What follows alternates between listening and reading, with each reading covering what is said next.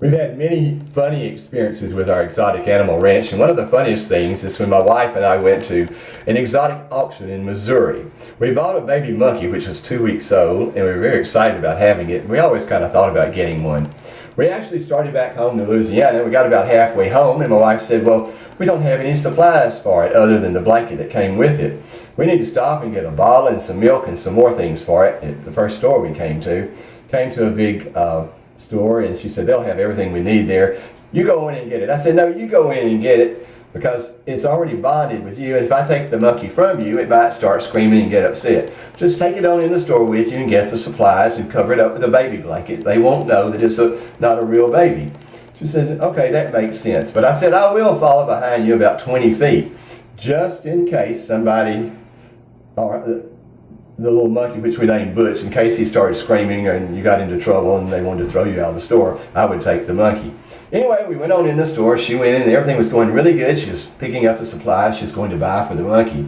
Then this really old, elderly lady, and I don't mean old because we're all getting there pretty quickly, but anyway, she just kept staring at my wife, and finally she walked up to my wife. She said, could I see that little baby? That's the smallest baby I've ever seen in my life.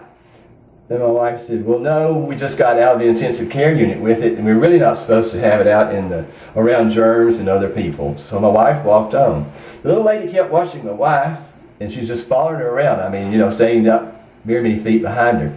Finally, she saw me, and she said, do you know this woman? I said, yes, that's my wife and little baby.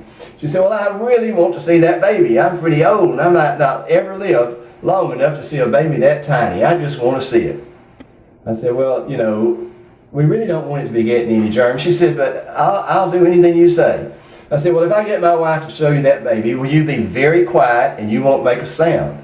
Because we don't want to call attention to this newborn baby, because there'd just be more people coming up here wanting to see it.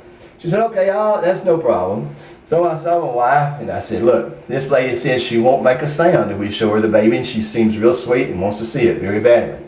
But I did tell the lady before that, the baby doesn't favor me, and I just don't know if it's my baby. I'm really a bit worried about it, but even if it's not, I'm going to love it like it's my own son. Anyway, she said, well, and I want your opinion if you think he's my baby. If you don't, I'll have a DNA test made because I think I need to know that. She said, okay, I'll give you my opinion and just let me see the baby, and your wife go on with the baby, then I'll tell you my opinion. Anyway, my wife pulled down the little baby blanket on it and showed her the baby. When she pulled that blanket off that monkey, that woman started screaming bloody murder, just screaming out loud, no words, just and she wet all over the floor. And she just kept screaming. And I told my wife to take Butch on outside, and I'll pay for the supplies. And we did that. And that is a true story, and that's something we'll remember as long as we live. And Butch became a member of our family and lived in our house for the next 8 years and did perform in rodeos and things with our horses. Thank you.